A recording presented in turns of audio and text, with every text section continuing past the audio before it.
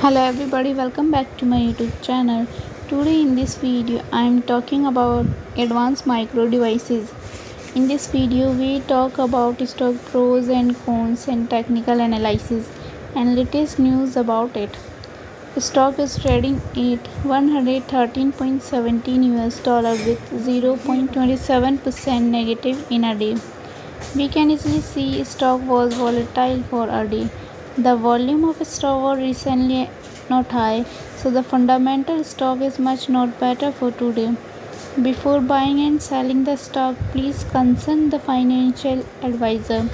Today's video is done. Thanks for watching. Please subscribe my YouTube channel and like the video and also comment all related queries.